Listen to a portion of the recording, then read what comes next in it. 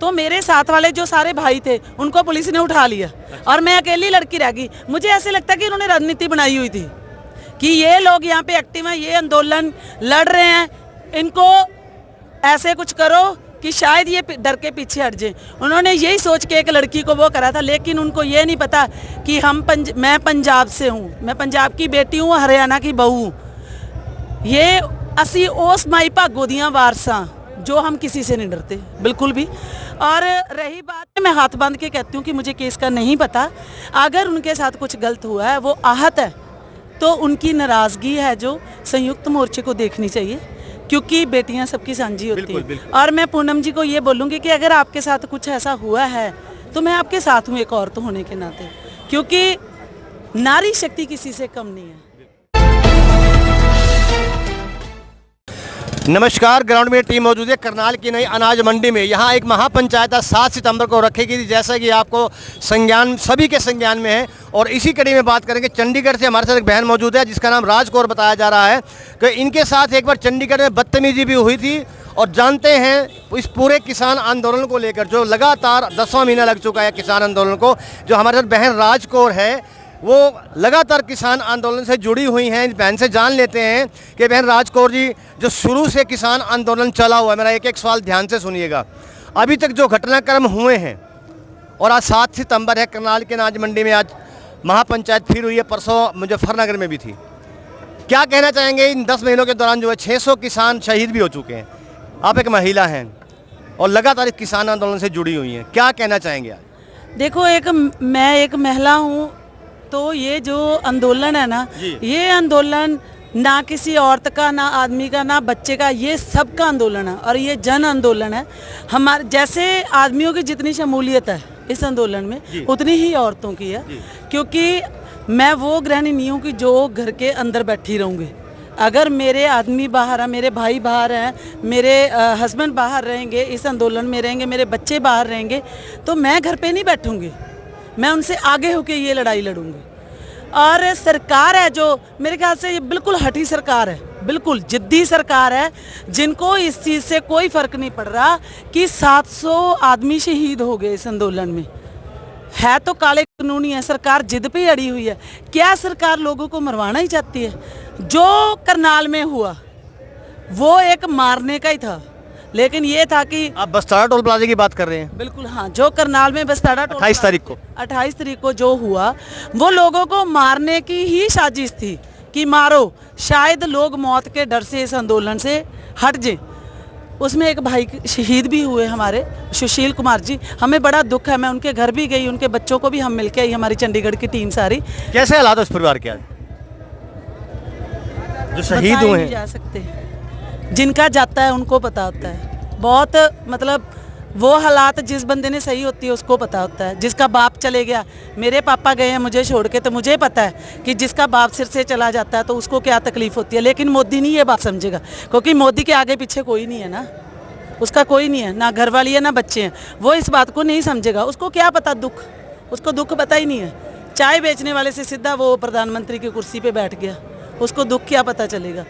तो रही आंदोलन की बात, जो करनाल में हुआ, उसके लिए हमारे संयुक्त मोर्चे ने जो भी बातें कही, जो भी कंडीशंस रखी थी, वो कंडीशंस पता नहीं सरकार, अभी हमारे मीटिंग चल रही है प्रधान जी औरों के सभी के, सरदार गुरनाम सिंह चरूनी जी की रहनुमाई हेठ भी क्या फैसला आता है। लेकिन ये सरकार शरेआम गुंडागर्दी पे उतरी हुई है। मेरे साथ बदतमीजी की उन्होंने चंडीगढ़ में बहन आपके साथ किस तरह की बदतमीजी हुई थी, क्यों हुई थी?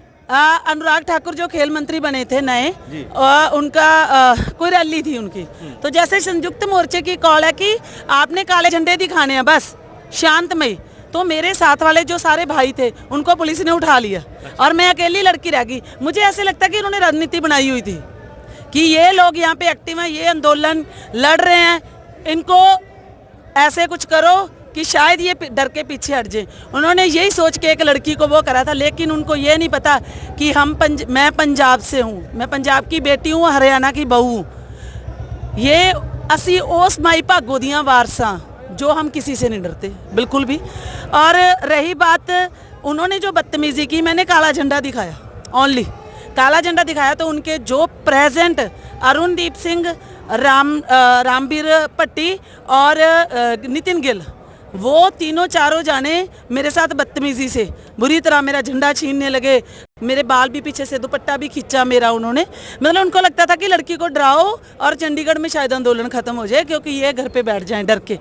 लेकिन हम सरकार के ना पर्चों से डरते हैं, ना उनकी गुंडागर्दी से डरते हैं। हम ये काले कानून रद्द करवा के ही अपने घरों में जाएंगे और बीजेपी का वजूद खत्म करके ही घर में आएंगे। पूनम पंडित के साथ परसों एक घटना हुई थी। पूनम पंडित ने खुद ऑनलाइन आके अभद्र व्यवहार करने के आरोप लगाए थे। उसका कहना था कि मेरी जफ्फी भर के मन से उतारा गया और फिर जफ्फी भर के चढ़ाया गया। और लगातार वो किसान आंदोलन से जुड़ी हुई हैं, अभी भी जुड़ी हुई हैं। वो उनको काफ़ी खेद है, काफ़ी आहत है इस चीज़ से लेकर। आज उन्होंने यहाँ भी आना था लेकिन अभी तक यहाँ नहीं पहुँची। जो पूनम पंडित के साथ व्यवहार हुआ है वहाँ मुजफ्फरनगर, इतनी बड़ी पंचायत है, महापंचायती, लाखों की संख्या में किसान मौजूद थे। क्या कहना चाहेंगे उस घटना को लेकर? आप महिलाएं, आपके साथ तो आपको बहुत दुख है, और वही जो हादसा है वहाँ हो गया। क्या कहीं ना कहीं किसान नेताओं की कोई चूक कही जाएगी?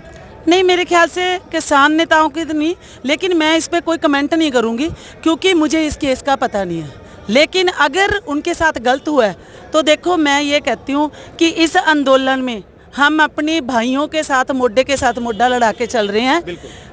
जैसे वो अपने घरों में अपनी माँ, बेटियां, बहनों की इज्जत करते हैं, मेरी हाथ बांध के बेनती है कि हम भी किसी की माएँ हैं, हम भी किसी की बच्चियां हैं, मैं भी किसी की घरवाली हूँ। हर औरत के साथ इज्जत से पेश आएँ।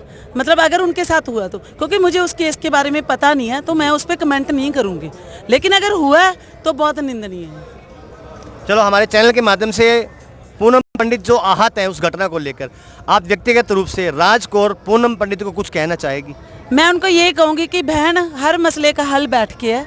अगर आपके साथ कुछ गलत हुआ है, मुझे केस का, सच में मैं हाथ बांध के कहती हूँ कि मुझे केस का नहीं पता, अगर उनके साथ कुछ गलत हुआ है, वो आहत है, तो उनकी नाराज़गी है जो संयुक्त मोर्चे को देखनी चाहिए, क्योंकि बेटियां सबकी साझी होती हैं। और मैं पूनम जी को ये बोलूँगी कि अगर आपके साथ कुछ ऐसा हुआ है तो मैं आपके साथ हूँ एक औरत होने के नाते, क्योंकि नारी शक्ति किसी से कम नहीं है।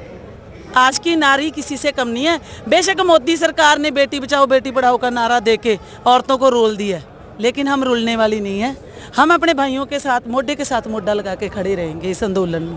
देश की सरकार को एक अंत में क्या कहना चाहेंगी इस किसान आंदोलन को लेकर? मैं तो क्या कहूँ, मुझे तो ऐसे लगता है कि हम तो बोल बोल के भी थके नहीं हैं, लेकिन इतनी मतलब ढीठ सरकार है ना ये, इतनी जिद्दी, जिनको लोगों के अच्छे बुरे का कुछ पता ही नहीं चल रहा। मैं यही कहती हूँ सरकार से, मैं एक बेटी होने के नाते ही सरकार को कह रही हूँ कि काले कानून रद्द करो और हमारे घर की जो शान है, बहू बेटियाँ जिनको आप कहते हो, उनको घर के अंदर बैठाओ शान से, मत रोलो इनको, हमारे किसानों को और भाइयों बहनों को सड़कों पे।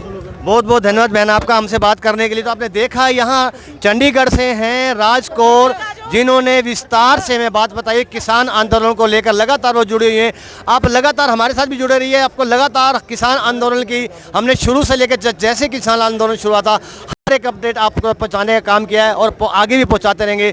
आप लगातार जुड़े रहिए, बने रहिए ग्राउंड मीडिया के साथ। ग्राउंड मीडिया से मैं हरीश कपूर अपने कैमरामैन सहयोगी इम्तियाज आलम के साथ करनाल की नई अनाज मंडी से। राष्ट्र निर्माण की जानकारी के लिए ग्राउंड मीडिया चैनल को सब्सक्राइब करें और शेयर करें।